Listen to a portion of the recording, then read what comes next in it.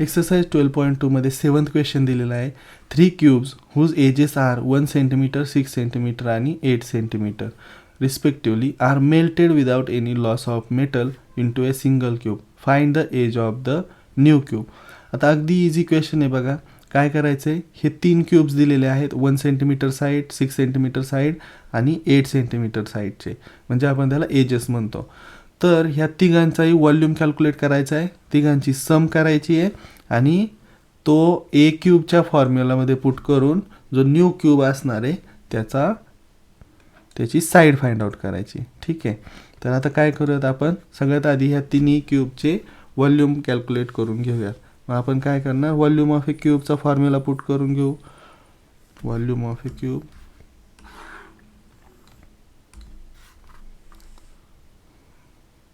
therefore volume of cube काय असतो, a cube. मग आपल्याला एक एक कॅल्क्युलेट करून घ्यायचे. Volume of first cube, volume of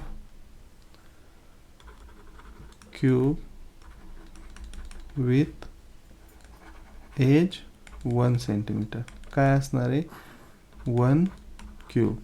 answer येईल आपलं 1 × 1 × 1 म्हणजे 1. त्यानंतर second cube, volume of cube with edge 6 centimetre is equal to 6 cube. A cube म्हणल्यावरती 6 क्यूब, 6 × 6 × 6.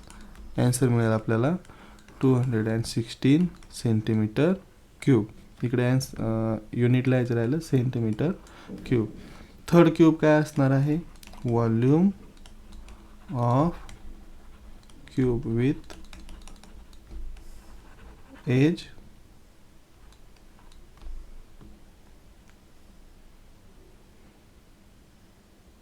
8 सेंटीमीटर.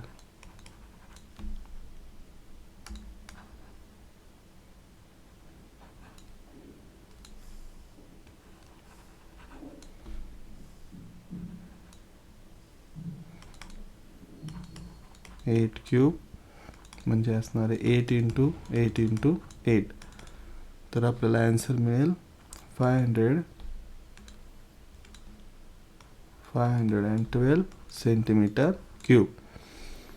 आता फक्त काय करायचं आहे, ह्या तिन्ही व्हॉल्यूमची ॲडिशन करायची. मग आपण लिहिणार therefore total volume of all 3 cubes is equal to.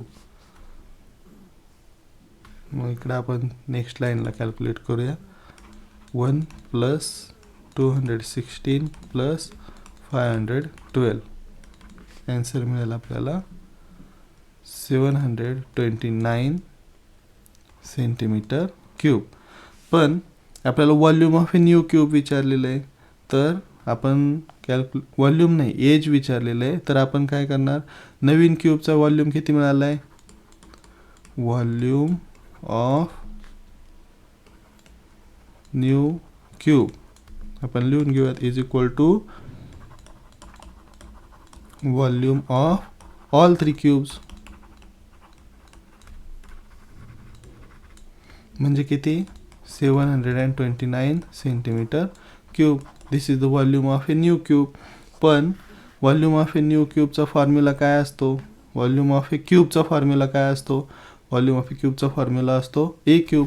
मग आता इथे व्हॉल्यूम जर आपण पुट केला 729 is equal to a cube. एची व्हॅल्यू फाइंड आउट करायची, a will be the edge of the cube. मग 729चा क्यूब रूट, दोन्ही बाजूचा क्यूब रूट कॅल्क्युलेट करायचा आहे.